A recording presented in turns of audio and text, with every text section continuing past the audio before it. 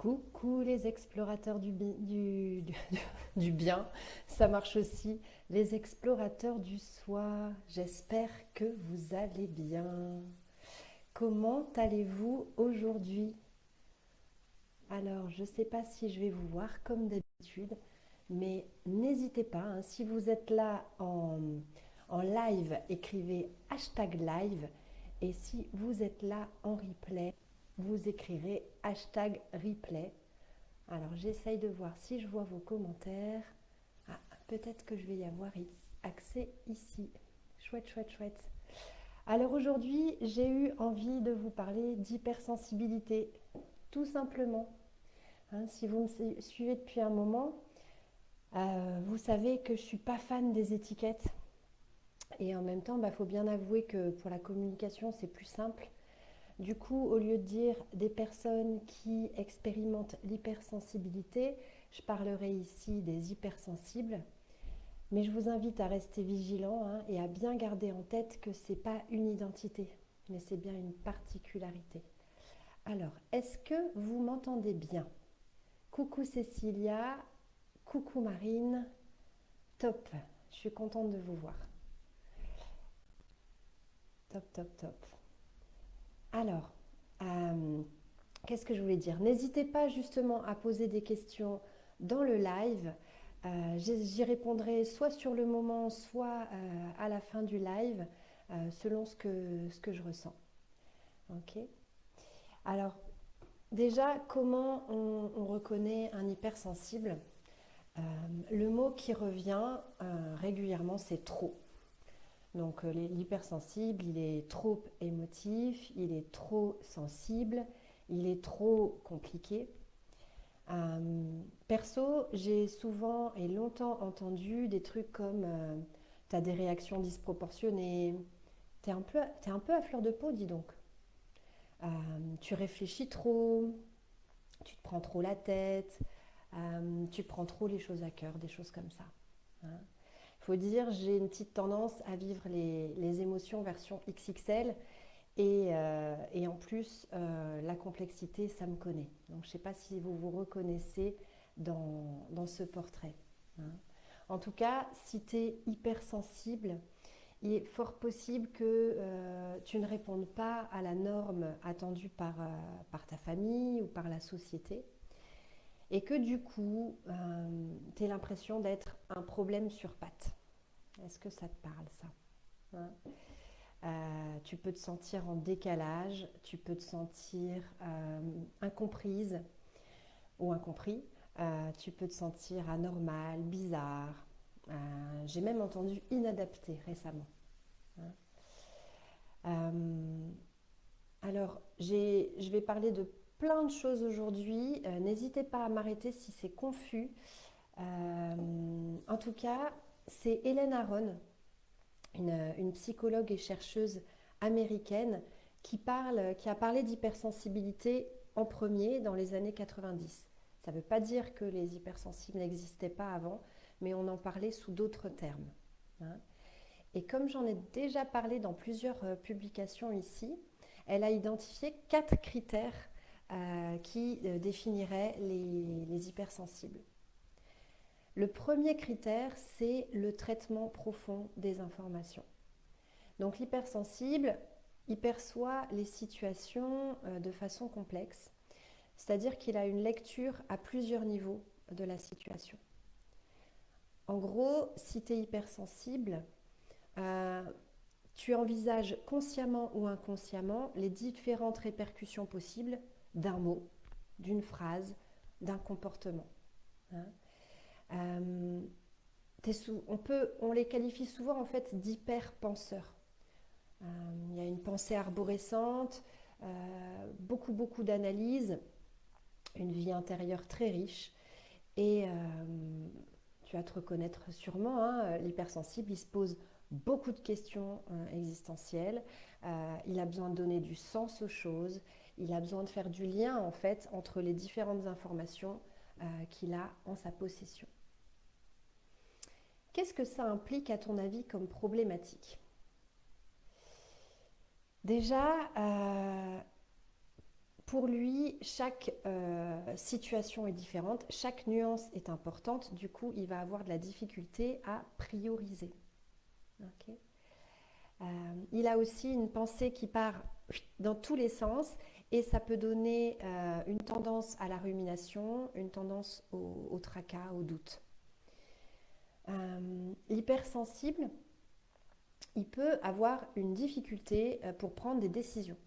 T'imagines bien que si tu réfléchis à tous les tenants et les aboutissants d'une situation, tu vas évaluer les dangers, explorer les différentes possibilités. Du coup, ça rend le choix pas évident. Et en plus, ça va souvent de pair avec l'illusion qu'il existe un bon choix. Hein, ça, c'est plutôt problématique parce qu'effectivement, si tu crois qu'il y a un choix qui est meilleur qu'un autre, tu risques d'avoir peur de faire des choix, de prendre une décision. Donc, soit tu vas être vraiment de nature prudente, soit au contraire, si tu prends ta décision dans un espace d'excitation, tu vas pouvoir prendre une décision de manière très impulsive, ce qui laisse ton entourage un peu perplexe. Hein. C'est soit tu prends, ça fait 3 ans que tu réfléchis à ce truc-là, et là, tu prends un billet pour Tahiti en une semaine. Ça a été mon cas. J'ai pris une décision très importante dans ma vie en quelques jours, celle qui était de partir vivre à Tahiti. Au départ, c'était pour 5 mois. L'histoire a voulu que j'y reste 11 ans. Qu'est-ce que ça peut impliquer d'autre comme problématique, le traitement profond des informations? Ça va faire que tu peux avoir une petite tendance au perfectionnisme et du coup à perdre du temps sur des choses parce que tu veux vraiment que ce soit parfait. De la même façon, comme tu as conscience de différents niveaux, de différentes nuances, là où il y a certaines personnes qui sont inconsciemment incompétentes, toi, tu vas être consciemment incompétente. C'est-à-dire que tu sais que tu ne sais pas et ça va te donner le sentiment de ne pas être à la hauteur. Euh, Ça va faire que parfois tu peux peut-être entretenir la croyance que tu n'es pas assez, ce que certains appelleraient le syndrome de l'imposteur. Alors je vois qu'il y a un petit message, l'illusion du bon choix, c'est tellement ça. Bon, bah, je suis contente que ce que j'évoque, ça vous parle. N'hésitez pas, hein, vos petits messages, ça me fait plaisir et ça me permet aussi de savoir si je suis claire dans ma façon d'expliquer ce que j'ai compris, moi, de l'hypersensibilité. Parce qu'évidemment, je fais du coup une petite astérix, euh, ce que je dis, c'est pas forcément une vérité absolue. Tous les hypersensibles ne se reconnaîtront pas dans chaque paramètre que je vais exposer ici. Et surtout, on est tous différents, on a tous une façon particulière d'appréhender la vie, les gens et le sens qu'on donne aux choses. Donc, euh, restez toujours connecté à ce qui fait sens pour vous et ne prenez pas ce que je vais dire pour quelque chose de sûr ou pour une vérité. Voilà, moi je ne fais qu'exposer mon point de vue et j'espère que ça vous apporte des informations. L'un des derniers points pour rester sur le traitement profond des informations qui peut être problématique, c'est le fait de se sentir en décalage, comme je le disais. Donc en fait, tu vas avoir des centres d'intérêt qui ne ressemblent pas forcément à ceux des gens qui t'entourent. Tu peux avoir besoin de conversations profondes et ressentir une certaine forme d'ennui quand tu trouves les conversations superficielles. Hein. Donc tu ne vas pas te sentir à ta place euh, en société, en tout cas avec toutes les personnes qui t'entourent, et tu peux donc cultiver la croyance que tu n'es pas compris. Ok. Est-ce que pour l'instant c'est ok pour vous? Ça a l'air. Je vois pas de commentaires. C'est dommage, je ne peux pas voir vos têtes. Sinon, je saurais si c'est clair ou pas. Le deuxième critère qui est évoqué par Hélène Aron, c'est la surstimulation. Alors si tu es hypersensible, je ne vais rien t'apprendre. Tu ressens une surcharge au niveau des pensées, comme on vient de le dire, mais aussi au niveau sensoriel. Donc il y a certaines personnes, c'est au niveau des sons, ce qu'on va appeler l'hyperacousie. En gros, tu as l'impression que tout le monde parle trop fort. T'entends ton voisin qui joue de la guitare à 22 heures alors que personne d'autre l'entend dans ton appartement. Petit clin d'œil à une personne qui se reconnaîtra. Du coup, c'est quand même ballot, hein, c'est un peu désagréable, c'est un peu inconfortable. Tu peux être aussi incommodé par certaines odeurs. Tu peux être sensible à tout ce qui est touché. Il y a certaines personnes, tu vois, quand il y a une étiquette qui dépasse, là, ça les gratte, c'est genre insupportable. Tu peux être beaucoup plus sensible aux, aux matières de tes vêtements, à comment tes chaussures fit, si tes chaussures ou pas te conviennent ou pas. J'aime bien raconter cette anecdote, mais moi j'ai un toucher particulièrement sensible. Et quand je vivais à Tahiti, je chopais les moustiques qui se posaient sur ma peau, mais en une fraction de seconde, parce qu'à peine le moustique avait posé ses pattes sur ma peau, je le sentais en fait, et je, je lui foutais une grosse mandale. Euh, Pas parce que je l'avais vu, mais parce que je l'avais senti. Ça, j'aurais pu avoir une médaille et être sur le podium du chopage de moustiques. Bref. Bon, en tout cas, cette surcharge sensorielle, elle peut aussi se vivre au niveau de la lumière, de la luminosité, de la lumière, donc de certaines couleurs, des choses comme ça. Et on en parlera aussi, il y a une surcharge au niveau des émotions, mais ça, on le reprendra dans le troisième critère. Donc, il y a eu pas mal d'études faites sur le sujet. Et en fait, ce serait dû au fonctionnement d'une partie du cerveau qui s'appelle le thalamus. En gros, le thalamus, il est là pour filtrer les informations et nous permettre de recevoir et d'assimiler les infos de manière digeste. Tu penses bien je ne sais pas le nombre exact, mais on reçoit des milliers d'infos, plus même peut-être à la seconde. Et du coup, si on les percevait tous en conscience, on deviendrait probablement fou. Du coup, ça nous permet vraiment d'assimiler les choses petit à petit. Et chez l'hypersensible, les scientifiques ont remarqué que le cerveau laisse passer beaucoup plus d'informations. T'imagines bien que du coup, tu peux te sentir en état de stress et en état d'hypervigilance de manière quasi permanente, hein. Tu peux aussi te sentir régulièrement submergé par l'environnement, voire même agressé, hein. Donc comme je le disais tout à l'heure, tu peux penser que les gens parlent trop fort, euh, tu peux penser qu'ils puent la transpi, hein, que si tu prends le métro et que tu es à côté de quelqu'un qui a malheureusement oublié de mettre du déo le matin, ça peut vraiment te rendre malade. Euh, Tu peux être gêné par de la lumière dans un endroit, dans un bar. Voilà, il suffit que tu ne sois pas à la bonne place et ça te perturbe tellement que tu n'arrives pas à être présent. Ou, je sais pas, moi, il y a un bruit d'horloge dans la salle et ça te rend fou. Ça te rend fou. Est-ce qu'il y a des gens qui se reconnaissent là-dedans? Je vois pas de commentaires pour l'instant. De la même façon, cette surcharge, elle va créer de la fatigabilité, hein, donc tu vas avoir des limites qui sont atteintes euh, plus rapidement que la moyenne. Tu peux aussi ressentir des difficultés pour te concentrer, justement quand il y a du bruit, quand il y a du mouvement autour de toi. Voilà pour le deuxième critère. Euh, le troisième, ce sont des réactions émotionnelles vives et de l'empathie. Donc en gros, l'hypersensible, il vit les choses de façon intense. Et en plus de ça, euh, il peut être affecté par les états émotionnels des gens qui l'entourent. Donc tu peux aller parfaitement bien le matin et puis tu te mets à parler à ton collègue qui lui est triste et du coup tu te mets à ressentir de la tristesse. Euh, c'est quand même pas sympa si tu n'es pas au courant que ce n'est pas ta tristesse, hein. C'est une histoire de neurones miroirs qui sont très actifs. Tous les hypersensibles ne rencontrent pas cette problématique. Il y a même des personnes qui font la différence entre l'ultra-sensible, l'hypersensible et des choses comme ça. Je ne vais pas aller dans ces détails-là parce que sinon ça va rendre ce, ce- ce live plutôt indigeste.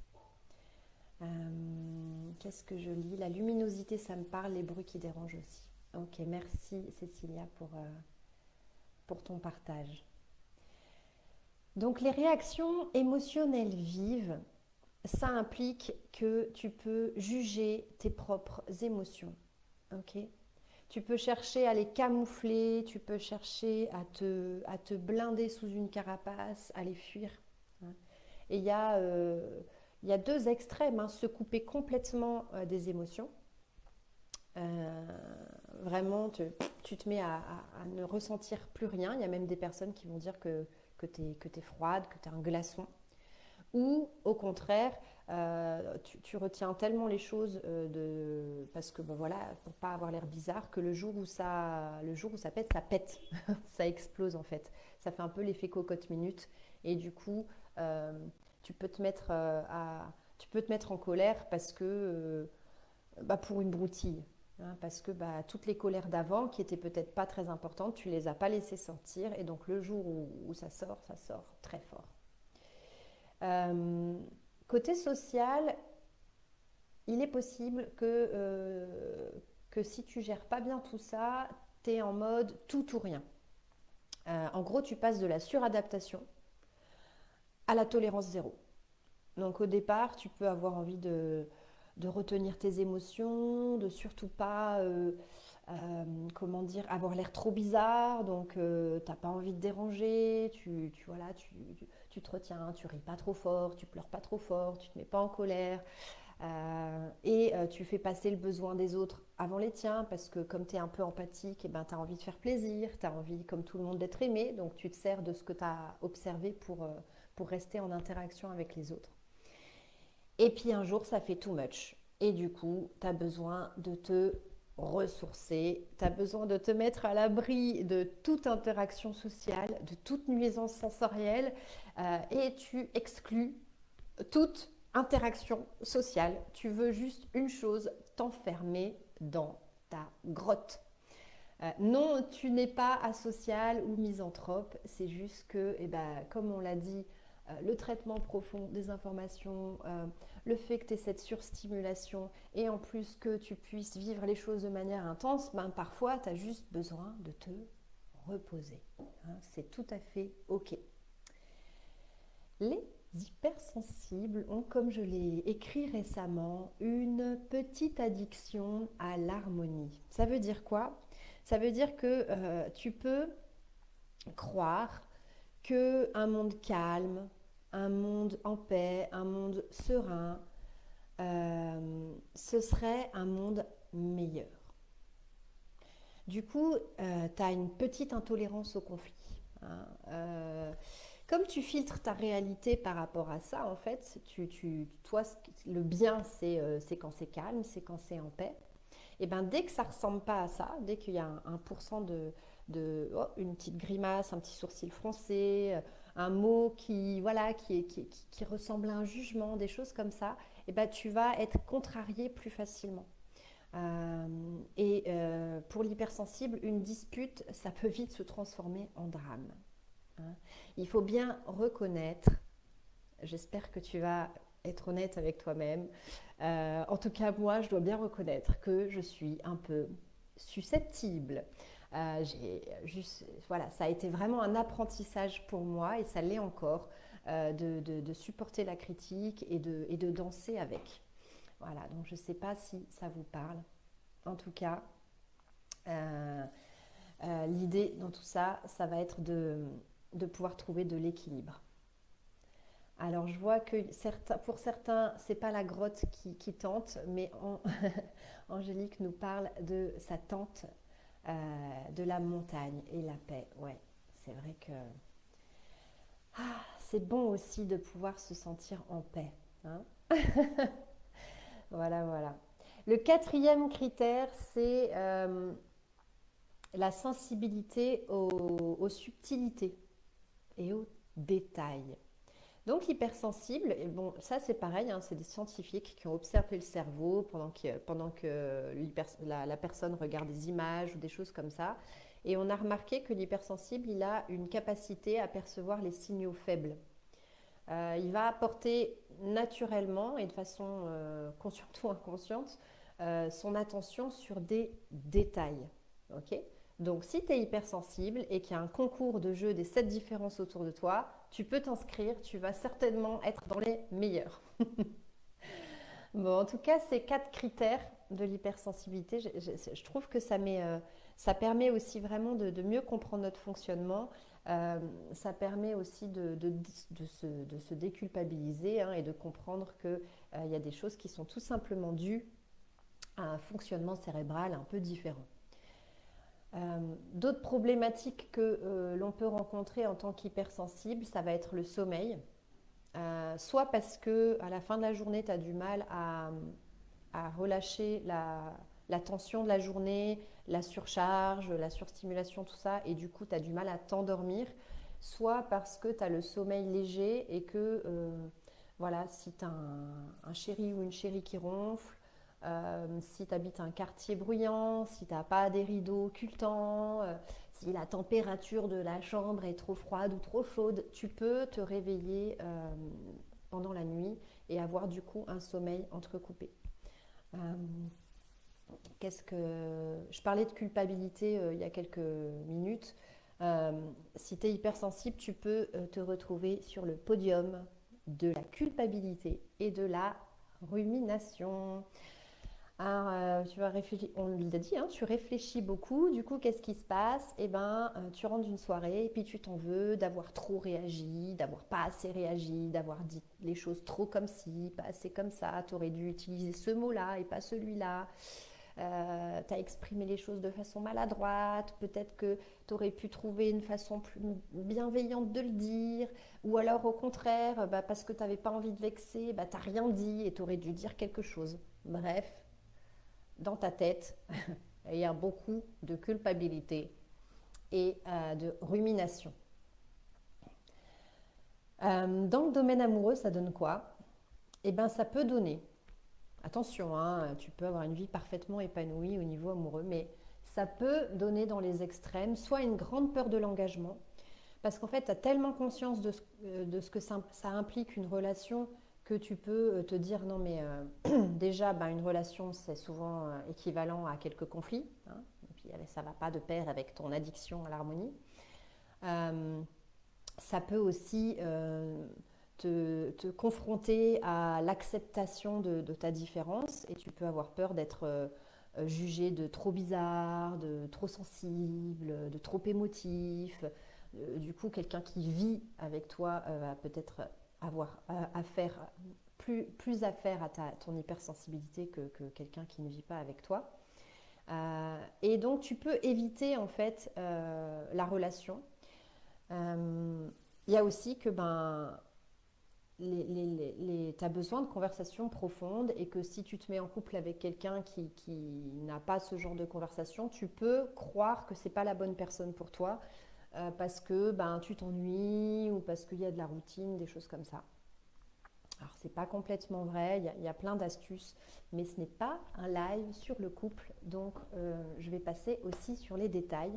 Ça, c'est l'extrême pas d'engagement. L'autre extrême, c'est de rester dans une relation qui ne te convient pas.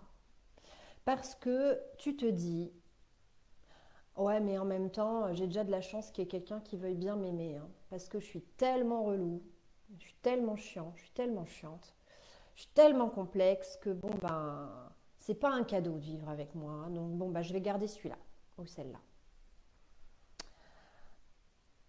Sans commentaire. Bon, alors, hop, j'ai pas regardé les commentaires depuis un petit moment. Et ben, ça tombe bien. Tac, tac, tac. Ah si, je vois jackpot sur tous les points en ce qui me concerne. Ah bah ça c'était avant, ok. En mode grotte ce week-end. Bon bah profite à fond de ta grotte. À fond. Ok.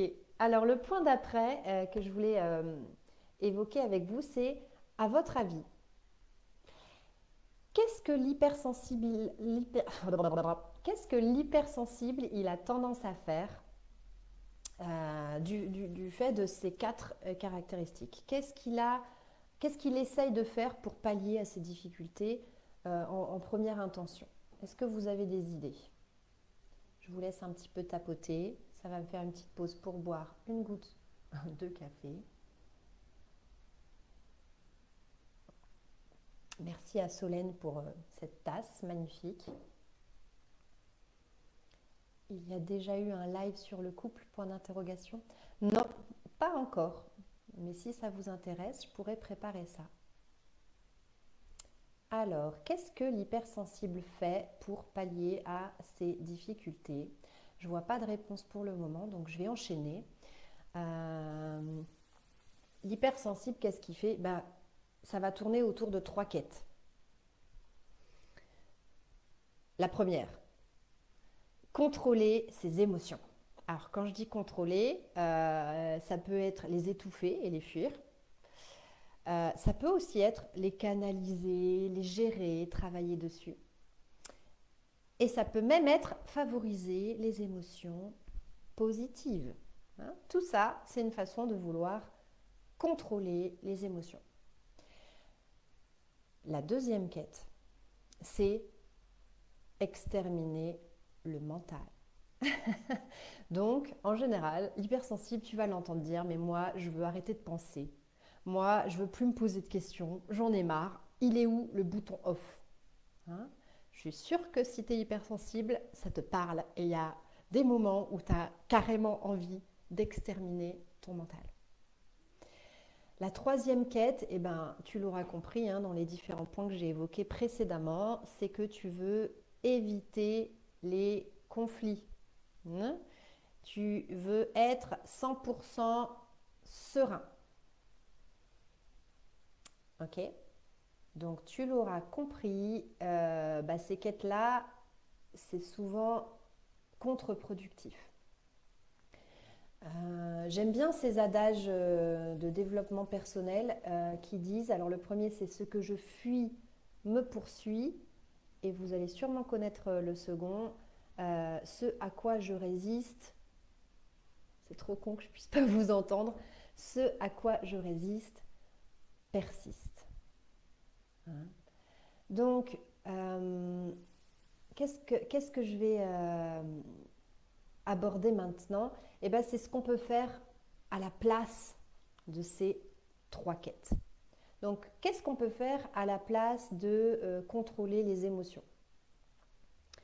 À la place de contrôler les émotions, on peut développer notre capacité à se laisser traverser par une émotion. Si tu as regardé le live sur la colère, je ne vais pas aborder des choses nouvelles, mais bon, il y en a qui n'ont pas regardé le live sur la colère, donc je vais quand même revenir sur les émotions. Pour moi, il n'y a pas d'émotions positives et d'émotions négatives. Hein. Ça, ce serait émettre un jugement sur nos émotions et les trier. Il y a des bonnes émotions et des mauvaises émotions. En fait, il y a des émotions agréables et des émotions désagréables. On est d'accord là-dessus. Hein. Ce qui est vraiment important de comprendre, c'est que derrière toute émotion, il se cache un besoin ou un désir. Donc une émotion, finalement, c'est comme c'est un messager. On peut prendre chaque émotion comme un indicateur de quelque chose qui se passe à l'extérieur et qui vient créer une réaction à l'intérieur. Donc ça peut être sympa. Je vois vos réponses avec un petit peu de retard. Du coup, je vois Angélique qui persiste. C'est ça. Merci pour votre participation. Où est-ce que j'en étais du coup? Oui, c'est quoi les messages derrière les émotions? Alors, si ça vous intéresse, on peut checker sur plusieurs émotions. Par exemple, à votre avis, tiens, la colère. On va commencer par quelque chose de facile, vu que j'en ai déjà parlé. C'est quoi pour vous le message de la colère? À quoi ça sert la colère? Alors, ce que vous pouvez faire, vous pouvez préparer vos réponses pour après. On en reviendra, je ne sais pas, on pourra faire la tristesse. Mais je vais d'abord vous parler de la colère. Donc, la colère, ça peut être le reflet d'une certaine addiction à ce que les choses se passent selon nos propres règles du jeu. Hein. On aurait envie que tout se passe comme on veut. Et on ne comprend pas pourquoi les gens, ils font pas comme nous. D'accord. Donc la colère, finalement, elle indique un besoin de... Alors les psys diraient un besoin de réparation. On va parler aussi d'un besoin de limites, en fait, de poser des limites. Euh, Ça peut être l'indicateur que on peut apprendre à exprimer nos besoins et nos limites de manière plus claire, de manière plus adaptée. Ça, ce serait la colère. Alors, je vous avais dit, préparez vos réponses sur les petits claviers pour la tristesse. À quoi ça sert, selon vous, la tristesse? À quoi ça sert la tristesse? Alors, pardon, c'est samedi matin, hein, je me lâche un peu. Alors, la tristesse, elle va indiquer une difficulté à accepter que ce ne soit pas comme avant. Hein. Euh, donc, en fait, on a un besoin de consolation ou un besoin de retrait. C'est évidemment l'expression d'un manque et ça va indiquer le besoin de percevoir ce qu'on gagne dans la situation actuelle. C'est un véritable exercice. Alors, je vois Cécilia qui met la tristesse, quelque chose qu'on ne veut pas voir disparaître. Oui, c'est quelque chose qui nous manque et qu'on aurait voulu garder dans le moment présent. Et du coup, comme on est plus focus sur ce qu'on a perdu, sur les inconvénients, et bah du coup, on est polarisé en fait du côté de ce qui ne va pas, du côté de ce qui nous manque, de ce qui est plus comme avant, effectivement. Qu'est-ce qu'on peut faire comme émotion? La peur? Ça vous tente qu'on fasse la peur? Qu'est-ce que ça indique, la peur, selon vous? La peur, la peur, la peur. Alors, hop, je vous regarde, la peur. Ah, ça y est, je ne voyais plus le chat, pardon. Alors, la peur, ça indique souvent un besoin de sécurité. Ok. Elle peut indiquer que mon objectif, tel qu'il est, il est indigeste. Parfois, la peur, c'est vraiment, bah, je suis pas prêt, tel quel, effectivement. Donc, l'idée, ça va être de découper notre objectif en plus petites étapes. Euh, Clairement, si tu te lances dans le projet de faire, je sais pas moi, le trail du Mont Blanc, petite dédicace à un copain, qui a lieu dans un mois et que tu n'as jamais couru de ta vie, il est probable que tu aies peur. Et c'est normal. Parce que ta peur, elle t'indique que voilà, c'est pas digeste tel quel et qu'il va peut-être falloir si tu veux vraiment faire le trail du Mont Blanc, que tu le remettes à l'année prochaine ou l'année d'après. Ok. La peur, elle peut aussi tout simplement m'indiquer que c'est dangereux euh, ou tout simplement pas pour moi. Quand je dis que c'est dangereux, bah oui, quand t'es, je sais pas moi, tout en haut d'une... Je vais rester sur le thème montagne. T'es tout en haut d'une montagne et puis t'as le vertige et puis t'as peur de tomber, ben oui, ta peur, elle te maintient en sécurité, évidemment. Hein. Et une des subtilités de la peur aussi, c'est elle peut t'indiquer que tu es sur ce qu'on appelle un fantasme en coaching. Euh, un fantasme, c'est pas forcément... comment je peux expliquer un fantasme? Le fantasme, c'est que bah, tu es en train de percevoir que les avantages de ton objectif, en fait. Et du coup,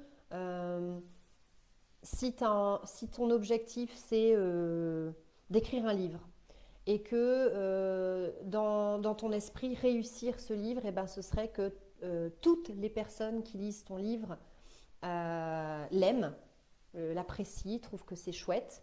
Bah là, ton organisme, il sait que tu es sur un objectif qui n'est pas atteignable et du coup, tu as peur. Parce qu'effectivement, il y a des personnes qui vont lire ton livre et qui ne vont pas l'aimer.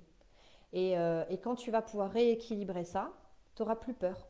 Tu vas être centré, tu vas pouvoir écrire ton livre, tu vas pouvoir le publier et tu vas être vraiment carrément sereine avec ça parce que dans ton système, il y aura les avantages et les inconvénients. Ok. Alors, je ne vais pas faire toutes les émotions, mais est-ce que c'est OK pour vous? Est-ce que on est sur des choses qui sont suffisamment claires? Je ne sais même pas si vous m'entendez bien, donc n'hésitez pas à me faire des retours par rapport à ça. Je ne me vois pas non plus, j'ai enlevé la caméra, donc si je suis sortie du champ visuel, vous n'hésitez pas à me le faire savoir. C'est plutôt inconfortable pour moi de me voir pendant que je parle, donc je me suis effacée du truc. Voilà, voilà. Sur les émotions. Donc, ce qu'on peut savoir, bon, j'aurais envie de parler des émotions pendant longtemps, mais je vais accélérer un peu le mouvement. Une émotion, à la base, comment dire, le cerveau, il est capable de traiter une émotion assez rapidement. Alors, il y a plein de choses écrites là-dessus. La moyenne, c'est en 2-3 minutes. Si ton émotion, elle dure, c'est souvent l'indicateur que le mental, il a pointé le bout de son nez. Soit parce que tu te racontes une histoire sur ce qui s'est passé, donc tu cultives, tu nourris ton émotion. Oui, mais de toute façon, franchement, quand les gens ils arrivent en retard, ça veut dire qu'ils ne nous respectent pas. Non, mais franchement, c'est pas du respect, tu vois. Quand t'aimes les gens, t'es à l'heure. T'es à l'heure quand t'aimes les gens. Non, mais je t'assure, c'est comme ça. Les gens qui sont en retard, ça veut dire qu'ils te respectent pas. Et tu continues. Donc forcément, tu nourris ta colère. Soit parce que on cherche à éviter en fait la souffrance passagère que l'on associe à l'émotion. On essaye de mettre la poussière sous le tapis parce qu'on juge l'émotion. Et du coup, on se met à lutter, à résister contre l'émotion, mais elle demande qu'une chose, circuler. Du coup, ben, elle se renforce.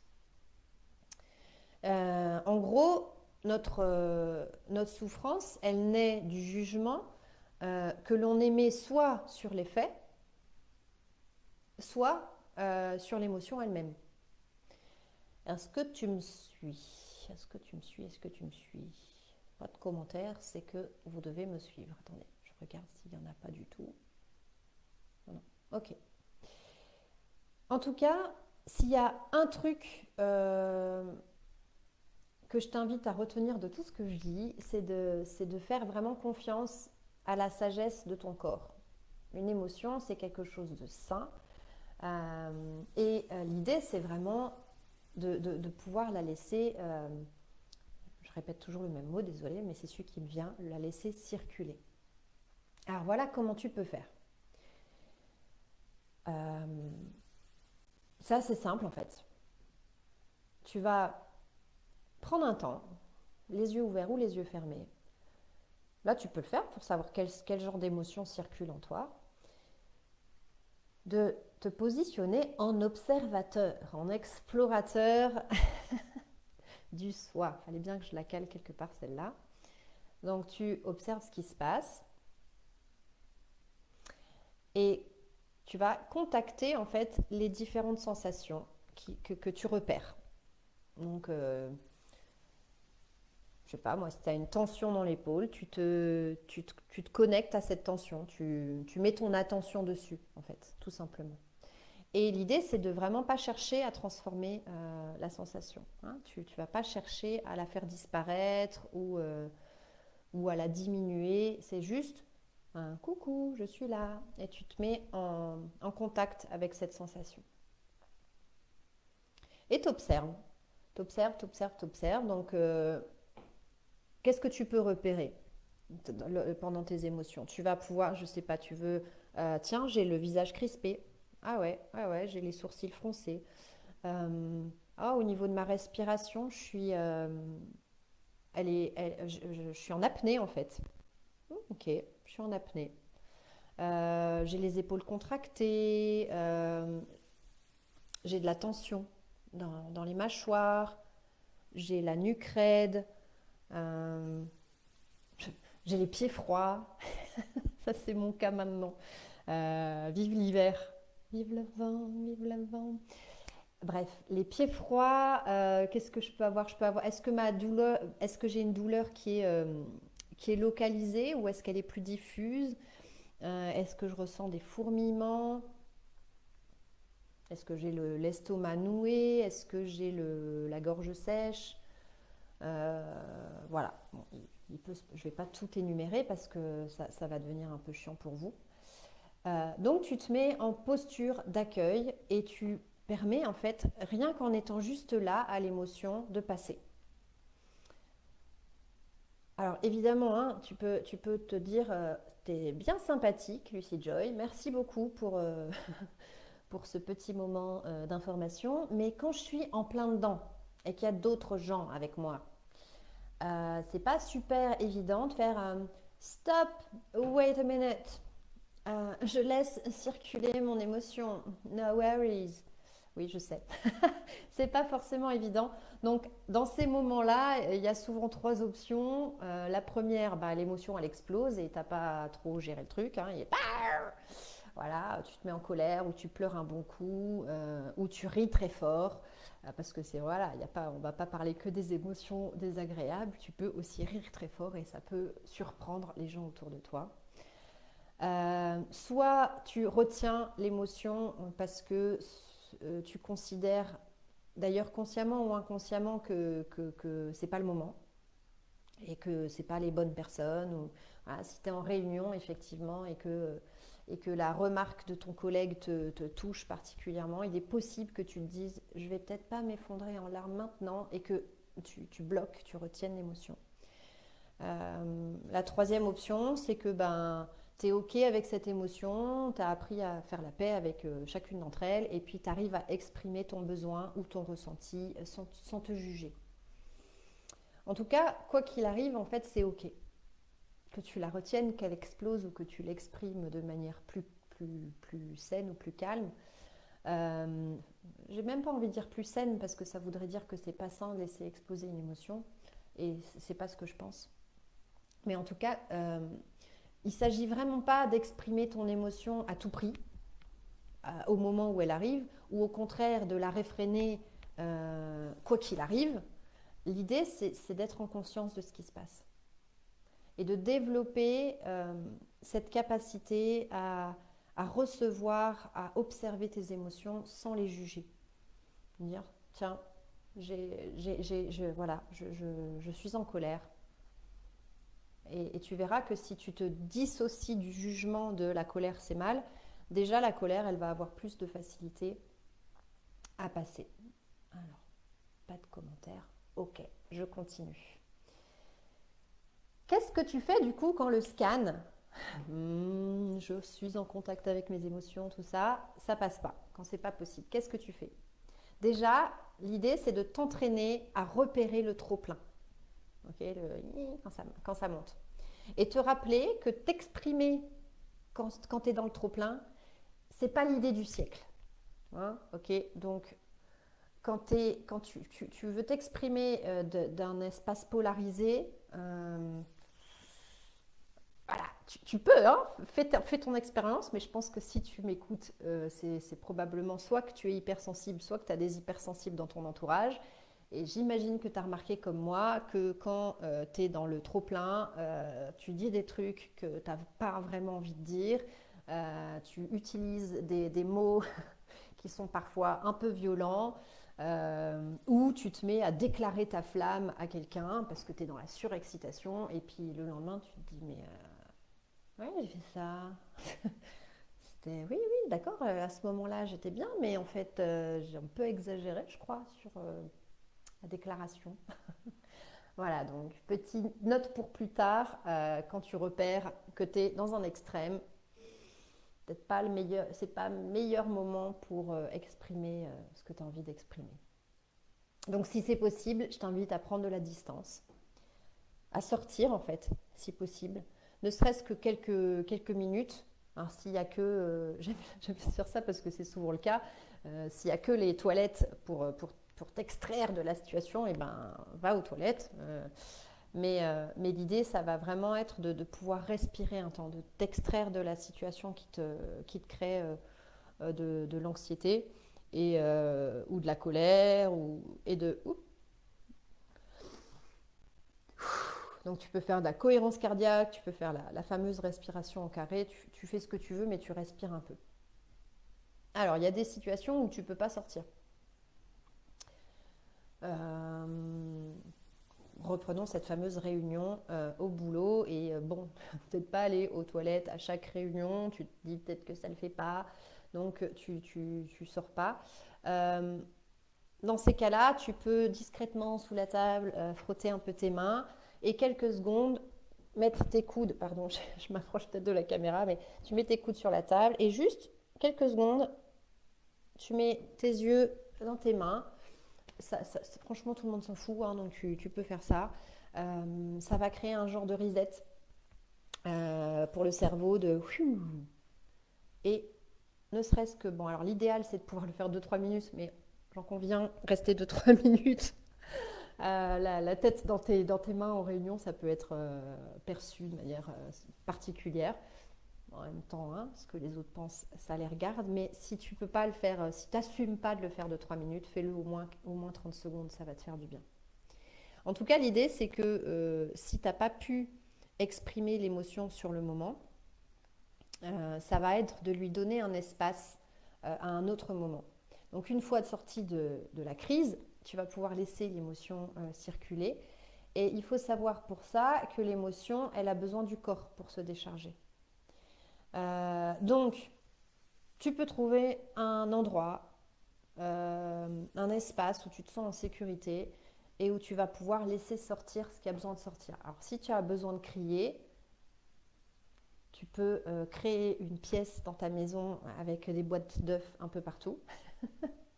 Ça peut être une option. Mais sinon, tu as les parkings déserts pour crier très fort dans ta voiture ou l'autoroute. Hein. Moi, je sais que il y a des moments, je peux prendre l'autoroute et puis je mets la musique à fond et je crie un bon coup, ça me décharge. Tu peux avoir l'option oreiller. Voilà, ça c'est une option. On t'entendra quand même un peu, hein, en général, sauf si ta chambre est loin, loin du salon. Bref, vraiment, trouve un moyen d'exprimer. Il y en a qui vont partir dans la forêt ou dans un endroit bien tranquille, bien désert. Ça, c'est si tu as besoin de crier ou pleurer, ça marche aussi. Pleurer, tu peux choisir de pleurer tout seul, toute seule ou en compagnie de quelqu'un avec qui tu te sens vraiment accueilli. Si c'est comme je le disais, comme tu as besoin de passer par le corps, il est possible que tu aies besoin de décharger de la colère, que ton corps ait besoin de bouger. Et du coup, tu peux frapper ton matelas. Vraiment, vas-y, mets-y du cœur. Hein, et tu frappes, tu frappes, tu frappes jusqu'à ce que tu sentes que ton corps il a déchargé sa colère. Il y a des personnes qui ont un sac de boxe. Ça, c'est une bonne option aussi. Et voilà, pour ce qui est de la colère. Est-ce que vous me suivez toujours? Ok, je vois toujours pas de commentaires, donc c'est que vous devez être avec moi. J'aime bien cette interprétation. Alors, il y a d'autres options. Hein. Tu peux écrire ta contrariété sur un papier, la chiffonner ou la déchirer, la jeter avec rage. Tu peux avoir envie d'écrire sur un carnet tout ce qui te contrarie et ça te permet de lâcher. Voilà, il y en a qui écrivent des lettres d'insultes, sans jamais les envoyer, mais pour que ça sorte. Il y en a qui préfèrent dessiner, donc voilà, ou de peindre, ou de faire de l'argile. Fais ce que tu veux tant que tu peux exprimer à travers le corps ce qui t'a traversé. Il y a aussi des exercices de visualisation Je vous en avais proposé un, il me semble, dans le live sur la colère. Donc voilà, il y a plein d'exercices qui existent pour t'aider à faire circuler ton émotion. Moi, j'ai la croyance qu'on est énergie et qu'on attire à nous des situations et des personnes selon l'énergie qu'on dégage. Alors, je ne sais pas si vous partagez aussi cette croyance. Mais en tout cas, ce qui est sûr, c'est qu'une émotion qui ne peut pas circuler, elle va avoir besoin de circuler à un moment donné. Euh, pour imaginer ça, on peut imaginer qu'une émotion qui n'est pas circulée, ben, elle crée comme un nœud énergétique ou un nœud dans notre corps. Et comme la vie, elle est super sympa et qu'elle veut me rendre service, et bien du coup, le nœud, c'est une énergie et elle va attirer à moi des situations pour que je puisse défaire ce nœud. Donc si c'est un nœud de joie extrême que j'ai pas lâché et tout, bah c'est cool. Elle va me ramener plein de situations où je peux exploser de joie. Si c'est une colère, bah, elle va m'amener des situations qui vont m'aider à me mettre en colère jusqu'à ce que ça circule. Et que ça circule sans jugement. Parce que tu vas me dire, oui, mais moi je laisse exprimer, je comprends pas, je les laisse exprimer mes colères. Je me dispute tôt des 4 matins avec mon tanné, mon chéri ou ma femme ou ma chérie. Oui, mais il est possible que tu te juges, que tu trouves que c'est nul ce que tu as fait. Hein. Donc, du coup, l'émotion, elle n'a pas réellement circulé comme elle aurait eu besoin de le faire. En tout cas, tout ça pour dire que on devient un match énergétique à des situations qui vont nous permettre de faire passer l'émotion. Et on peut, du coup, avoir envie de mettre plus de conscience là-dessus. Tu peux faire du breathwork si tu veux.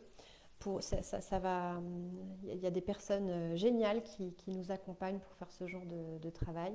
Et ça permet vraiment une libération émotionnelle. C'est très sympa. Si tu veux plus d'infos là-dessus, tu m'écris en MP et puis je te donnerai quelques pistes.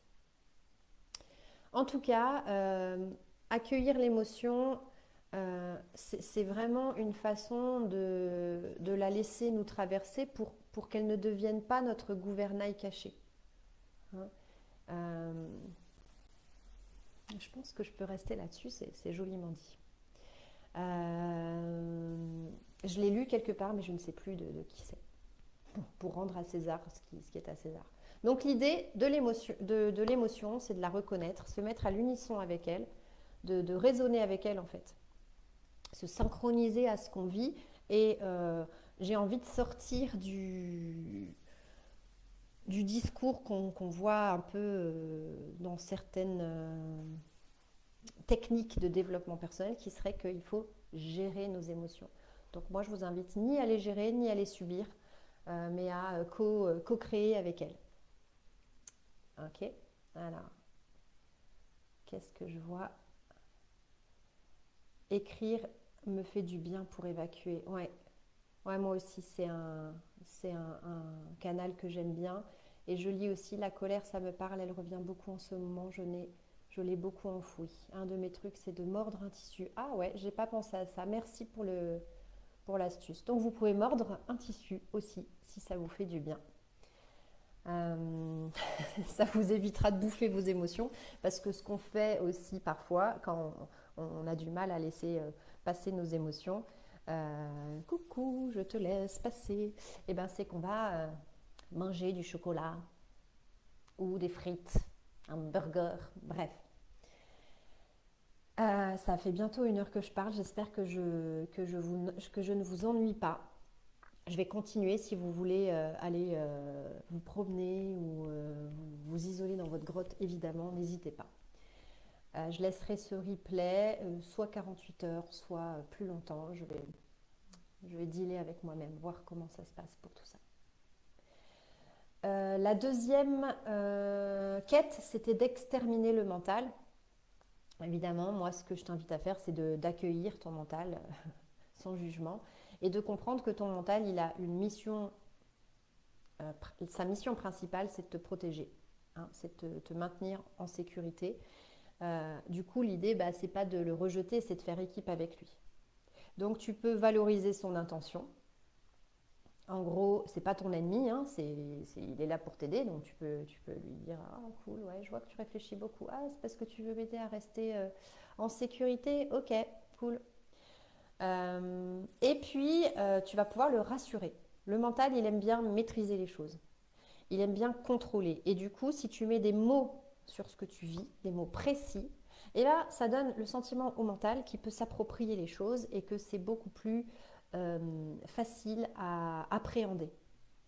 Donc, il y a plein d'études qui ont montré que de nommer ton émotion de façon précise, c'est vraiment un atout particulier et c'est l'un des points communs qu'il y a chez les personnes qui se disent heureuses, c'est qu'elles nomment leurs émotions. On appelle ça la granularité émotionnelle. J'aime bien, ça fait style, je suis intelligente, mais j'ai appris ce mot il n'y a pas si longtemps que ça. Voilà, donc la granularité émotionnelle pour ceux qui aiment bien jouer avec les mots. En tout cas, donnez à votre mental une information claire et vous verrez déjà, ça va se calmer là-haut. Et puis, eh ben, le mental, l'idée, bah, c'est de le missionner là où il est compétent. Hein. Donc, si vous avez vu le sage qui parlait du monkey mind, il dit bah ouais, donnez à votre monkey mind une tâche qu'il aime bien faire. Donc, vu que le mental, son point fort, c'est l'analyse, eh ben, donne-lui de l'analyse, mais au bon endroit. Donc, tu peux lui proposer de repérer le déclencheur, de mettre de la compréhension en fait sur ce qui s'est passé, le déclencheur de l'émotion. Tu peux aussi lui proposer de t'aider à prendre conscience du message qui se cache derrière ton émotion. Euh, et puis, tu peux aussi l'inviter à t'aider à changer ta perception, en fait. Parce que, tu l'auras compris, tes émotions, elles sont directement liées à ta façon d'interpréter ce qui se passe. Sans interprétation, pas d'émotion. Donc, quand tu vis une émotion polarisée, c'est le signe que tu as un point de vue polarisé, une vision en fait qui est incomplète. Donc, si tu es du côté joie, bonheur, excitation, c'est que tu es probablement en train de percevoir beaucoup d'avantages de gains et de plaisir. Et de l'autre côté, si tu es en train de percevoir une émotion côté souffrance, douleur, inconvénient, bah, c'est que tu perçois plus de souffrance, de douleur et d'inconvénients et de pertes que d'avantages et tout ça. Donc, propose à ton mental d'équilibrer tout ça. Tu verras, ça aide vachement. Un exemple précis, bah, si tu es super, super, super, super content d'avoir un job, c'est ok d'être super content, hein, mais tu peux aussi te dire attention, là je suis polarisée, ça veut probablement dire que je ne suis pas en train de percevoir les inconvénients, je risque de me prendre une grosse claque, hein, parce que qui dit grosse joie dit grosse désillusion à un moment donné. Donc tiens, si je percevais quels inconvénients je peux traverser aussi en ayant ce job, et hop, ça va pas m'enlever la joie, ça va juste me centrer. Ok. Tout ça, ça va nous amener à être en paix avec notre complexité et on va en faire une force, on va en faire une richesse. Alors, qu'est-ce que je vois Aurélia qui nous parle de toc toc toc, cessez d'être gentil, soyez vrai. Ouais, pour verbaliser les besoins et les émotions, je vais y venir par la suite. Merci, merci beaucoup, Aurélia. Alors, je dis Aurélia, mais pas sûr que ce soit le bon prénom. Aurélie là, tu me diras si c'est ton bon prénom, que je ne me trompe pas. Et grosse joie, grosse désillusion, si vrai. Oui, bah, la vie, la loi de l'équilibre, elle est magique. Moi, ça a été c'est une pépite dans ma vie d'avoir compris ce fonctionnement-là et c'est quelque chose qui m'aide énormément à vous accompagner en coaching, à pouvoir amener cet équilibre et ce centrage. C'est un cadeau. Et dans ma propre vie et dans la vie de ceux que j'accompagne. C'est chouette. Le troisième point, la troisième quête, c'était d'éviter les conflits. Alors, je vais t'inviter à mettre de la valeur sur ta façon de communiquer. avec toi et avec les autres. Donc on en vient à Thomas d'Ansbourg. Effectivement, pour mieux communiquer, ça va impliquer de mieux te connaître, d'accord? De pouvoir formuler ton fonctionnement, tes besoins, tes limites. Donc tu peux, comme le proposait Aurélie là, de les exprimer de façon respectueuse avec la communication non violente. Euh, donc il y a 4 étapes, hein. L'observation sans juger, évaluer notre non, le deuxième c'est le sentiment en disant je. Le troisième c'est donner le besoin sans parler d'action. Et le troisième c'est une demande sans exiger que la personne réponde à cette demande. Ok. En tout cas, je vais essayer de faire plus court parce que je ne voudrais pas vous ennuyer. Mais l'idée, c'est vraiment de faire la paix avec le conflit, de faire la paix avec la violence, en saisissant qu'il y a des avantages. Il y a des avantages à la violence, il y a des avantages au conflit. Euh, on en parlait je ne sais plus, je crois que c'était avec l'une de mes coachées hier. On essayait de trouver les avantages euh, de certaines guerres, des conflits qu'il y avait eu. Et on s'était rendu compte que notamment ça avait créé énormément de liens entre les gens, que ça avait rapproché des gens, que ça avait permis à certaines personnes de se positionner par rapport à leurs valeurs, de nourrir des choses qui étaient importantes pour elles. Bref, c'est vraiment...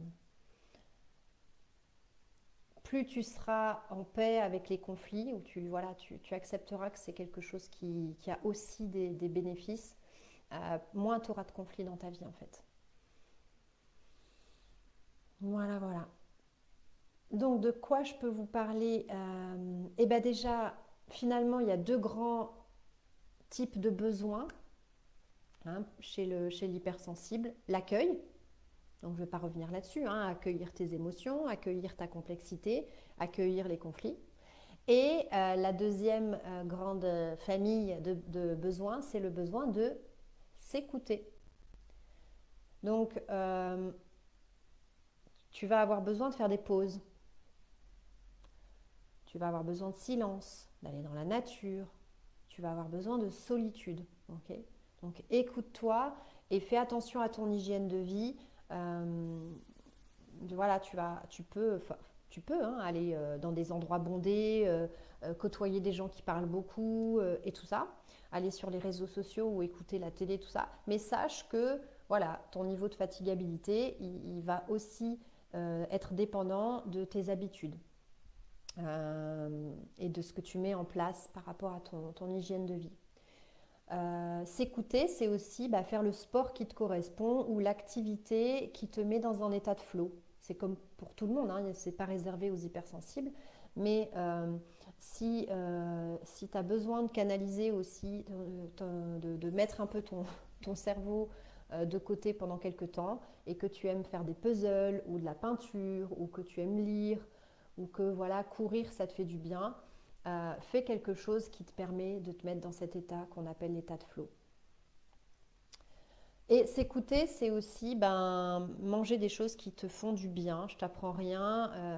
Ta santé intestinale, elle participe à la régulation de tes émotions. Donc fais attention à ça et prends soin de ton sommeil. Donc si tu connais tes cycles de sommeil, essaye de les respecter. Si tu es quelqu'un qui a du mal à t'endormir parce que tu rumines beaucoup, écris ce que tu as besoin de lâcher avant d'aller te coucher ou médite si tu aimes ça. Évidemment, évite l'alcool ou le tabac avant d'aller dormir. Euh, voilà, je vais rien t'apprendre, hein, c'est des choses que tu vas lire partout. Élimine les aliments gras, salés, sucrés. Euh, de ton repas du soir ou pas, hein. Encore une fois, fais ce qui est bon pour toi, évite les écrans, bla bla bla, prends soin de ton sommeil. Ok. En tout cas, si tu as des gens autour de toi qui ont du mal à comprendre ton hypersensibilité, tu peux leur proposer de se connecter à des moments où eux aussi ils sont dans un état d'hypersensibilité parce que tout le monde en vit, hein, des moments où voilà, il y a des émotions fortes. Euh, donc, par exemple, tu peux leur dire, bah, toi, par exemple, quand tu as vécu une rupture, un deuil, un état amoureux, tu sais bien que quand tu es dans ce trop-plein, dans cette intensité, c'est plus difficile en fait de s'exprimer, c'est plus difficile de faire des choix, c'est plus difficile d'être en relation de manière équilibrée. Si tu es quelqu'un qui est gêné par du bruit, bah, tu peux lui dire, bah, voilà, c'est comme si, quel est le bruit qui te dérange toi? Et bah, c'est comme si tu avais ce bruit-là qui était constamment qui était là constamment dans ton quotidien. Euh, si tu es incommodé par les odeurs, tu peux dire, bah, je sais pas, est-ce que tu aimerais vivre dans une poissonnerie 24 heures sur 24? Et ben moi, l'odeur du café, ça me fait ça. Voilà, d'expliquer en fait que c'est pas quelque chose que tu choisis, c'est quelque chose que tu vis et de pouvoir amener les autres à mieux comprendre ce que tu traverses. En tout cas, non, j'allais partir sur plein de trucs, mais ce que tu peux lui dire en tout cas, que ça t'aiderait de te sentir accueilli dans ton émotion et que bah il y a des moments, tu t'attends juste qu'ils te disent oui, je comprends. Hein, verbalise ça. Tu sais, si tu me dis je comprends et que tu me laisses faire mon caca nerveux ou que tu me regardes bouder mais que tu mets pas de l'huile sur le feu, ça va vraiment arranger le schmilblick. Tu peux lui proposer aussi d'éviter les conseils du type calme-toi ou du type tu devrais réfléchir moins. Ça sert à rien. Donc tu peux lui dire écoute, ces conseils-là, franchement, c'est pas utile. Et, euh, et que ces personnes autour de toi développent leur capacité à remettre des conversations à plus tard. Ok. Je sais, c'est frustrant pour eux et puis ils ont peut-être envie de régler le problème maintenant, mais tu peux voilà, être très transparente avec ça hein, et dire mais moi quand je suis dans l'émotion, en fait, ça fait pire que mieux. Voilà, je me connecte à mon cerveau archaïque plutôt qu'à mon préfrontal. Bon, si tu fais ça, tu vas peut-être faire partir les gens en courant. Mais en fait, c'est vraiment un fonctionnement cérébral. Hein. Quand tu es stressé, pouf, tu te connectes plutôt à des comportements en mode réaction. Donc tu vas soit fuir, soit attaquer, soit te paralyser complètement. Donc forcément, pour communiquer, c'est pas top. Et donc, c'est pas Aurélie là, c'est Aurélie. Coucou Aurélie, merci pour ta précision. Voilà, voilà. Donc, j'arrive tout doucement à la fin de ce que j'ai préparé pour ce live. Euh, Moi, ce que je vais t'inviter vraiment à développer en tant qu'hypersensible, c'est de dissocier, c'est du discernement en fait. Ça va être de dissocier déjà ton mental de qui tu es. Tu n'es pas tes pensées. Tu peux en faire un atout, mais tu as des pensées. Ok? Tu vas pouvoir aussi différencier les faits des histoires que tu te racontes. Euh, et particulièrement pour les personnes hypersensibles qui donc ont un traitement profond des informations, je t'invite à te méfier des interprétations que tu fais. C'est un désaccord Toltec, hein, d'ailleurs, ne fais pas de suppositions. Mais il est possible que tu sois très intuitif et que comme tu as beaucoup observé, comme tu captes des détails, tu captes des nuances, eh ben, tu as souvent raison en fait dans tes interprétations, tu es vérifié dans ton passé que quand tu renifles quelque chose, ça arrive et tout ça. Et du coup, tu peux avoir une petite tendance à croire que tu as toujours raison. Fais attention à ça. Et souviens-toi, quand tu es polarisé, quand tu es soit super excité, soit que tu es dans la peur ou la colère ou la tristesse, c'est que tu es en train d'interpréter les choses. Je t'invite aussi à discerner la responsabilité de la culpabilité. D'accord? C'est vraiment différent de dire je suis responsable de ce qui m'arrive, de c'est ma faute. Hein. Être responsable, en fait, c'est avoir le pouvoir de réajuster les choses, de faire autrement la fois d'après, d'exprimer ce que tu ressens, de pouvoir dire pardon si effectivement tu estimes que tu n'as pas fait quelque chose qui correspond à tes valeurs. Mais la culpabilité, c'est l'illusion que tu as créé plus d'inconvénients que d'avantages, et c'est pas forcément une émotion ou un comportement qui va être utile, sauf si tu t'en sers pour te rapprocher de la femme ou de l'homme que tu as envie d'être, hein. Effectivement, on peut se servir de cette culpabilité pour réajuster. Je vais t'inviter aussi à discerner les personnes avec qui tu passes du temps. Il y a des personnes avec qui tu gagnes de l'énergie et il y a des personnes avec qui tu perds de l'énergie. Alors attention, il y a plus de subtilité, c'est-à-dire qu'il y a des personnes, par exemple, avec qui tu gagnes de l'énergie quand tu vas avec elles danser. C'est des personnes qui adorent danser et tout, donc c'est trop bien. Par contre, la même personne pour aller au restaurant, ça passe pas parce que en fait, vous ne vous retrouvez pas sur certaines conversations, tout ça. Donc tu vas pouvoir juste observer, pour chacune de tes relations, il y a peut-être des moments qui sont plus appropriés ou des activités. Et du coup, de choisir, de choisir plus en conscience les gens qui t'entourent. Parce que c'est important. Pour que tu sois hypersensible ou pas d'ailleurs. Euh, Ensuite, ça va peut-être un peu piquer ce que je vais dire maintenant, mais j'ai envie de le dire quand même.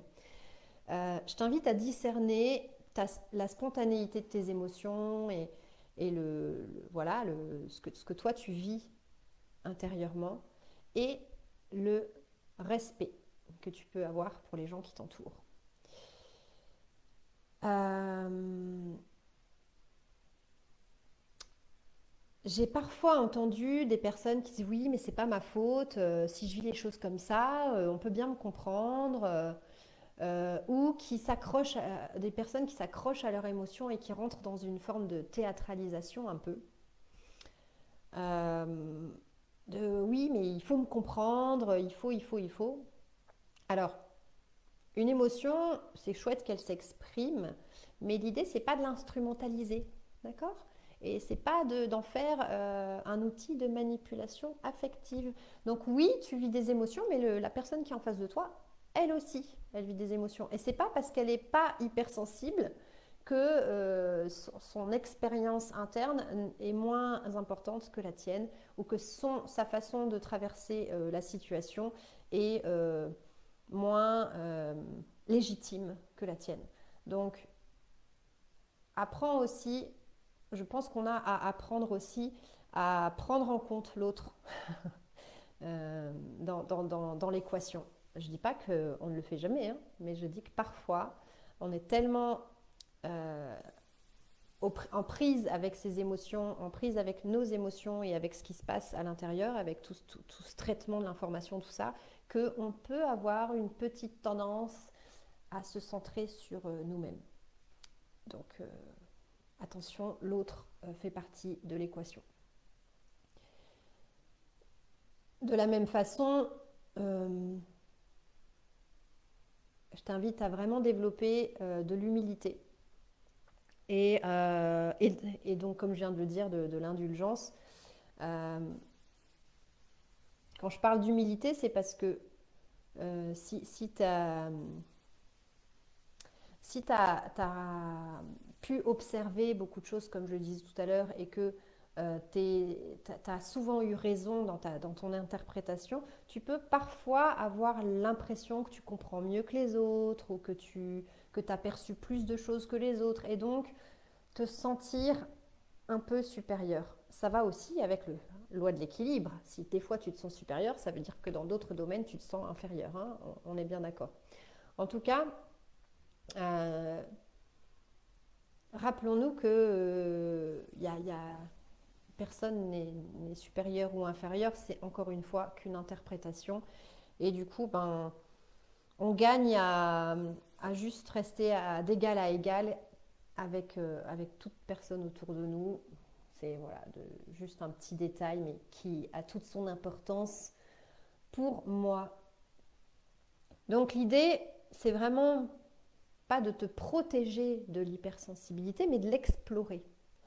Hein. Euh, Quand tu as un fonctionnement atypique, bah, tu as la manière, tu as la façon singulière de vivre qui va avec et d'être en relation avec les autres.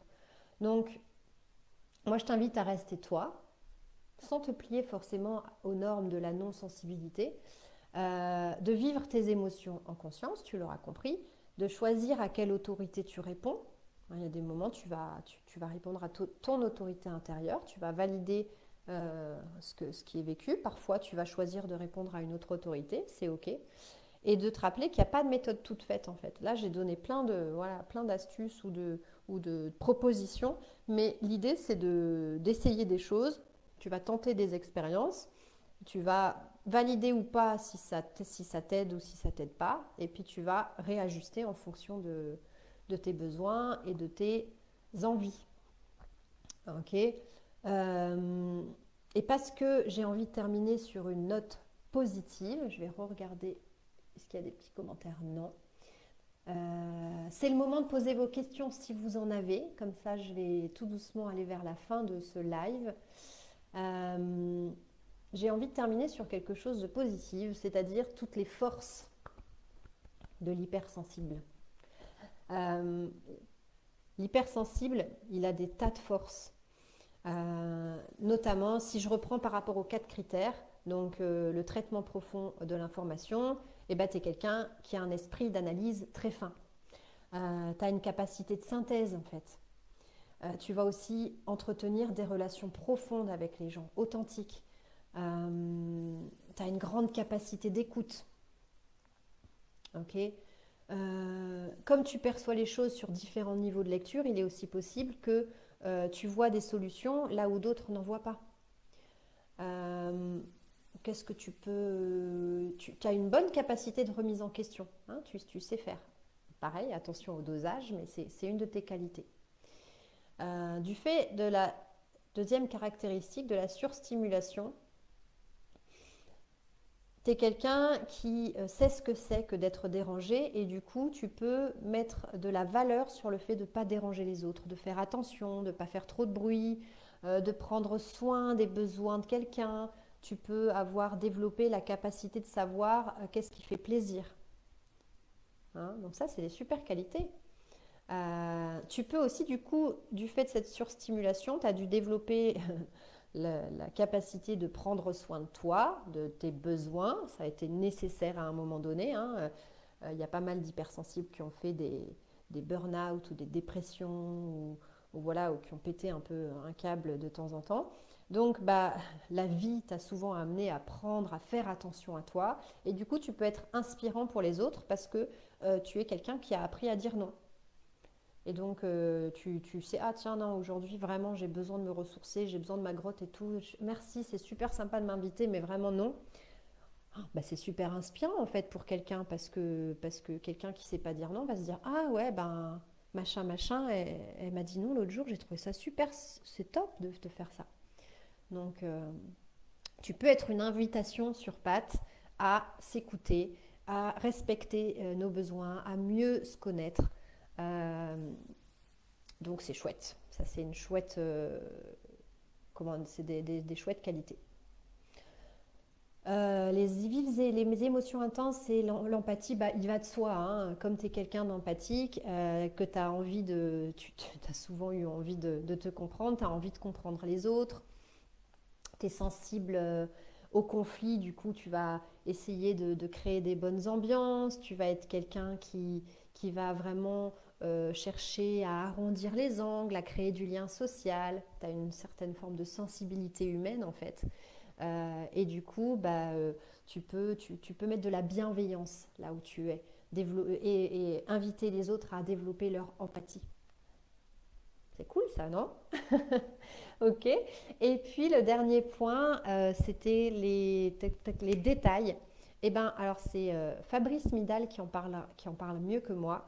Mais en gros, il dit que comme tu vois des détails, l'hypersensible, c'est souvent celui qui perçoit le danger avant qu'il arrive ou qui va faire le lien entre le visible et l'invisible. D'ailleurs, son hypothèse, c'est que les sorciers et sorcières, c'était des personnes hypersensibles. Euh, et du coup, dans la société, l'hypersensible, il a juste un rôle majeur, hein. Sans eux, on passe à côté plein d'infos et c'est quand même ballot. Donc, euh, on va retrouver beaucoup d'hypersensibles dans les métiers de la pédagogie, parce que c'est des gens qui aiment transmettre, qui aiment réfléchir, qui aiment la complexité. On va retrouver les hypersensibles dans les métiers du soin, vous l'aurez compris, et dans de nombreux métiers artistiques aussi. Alors j'en oublie sûrement plein, mais c'est ceux qui me viennent là, comme ça, de prime abord. Voilà, voilà. Alors, ma connexion est instable. Merci pour ton direct qui est bien construit. Je ne suis pas dans une phase de vie facile et ça me donne du baume au cœur. Bah écoute, ça me fait plaisir que ça apporte du baume au cœur. C'est la première fois que je fais un live aussi long, 1h20. J'espère que vous êtes toujours vivant. En tout cas, je vois pas forcément de questions. Donc, je vais m'arrêter là. N'hésitez pas, si jamais vous avez des questions en replay, à me les envoyer soit en commentaire, soit en message privé. De la même façon, si mon énergie vous plaît et que vous vous posez des questions sur les coachings que je propose, voilà, en MP, ça marche. Je réponds à tous vos messages. Et que sur quoi je termine? Et ben, je vous souhaite, je termine sur une danse avec mes écouteurs. Je vous souhaite une super journée, un excellent week-end. Prenez bien soin de vous et de vos pensées. Et à bientôt.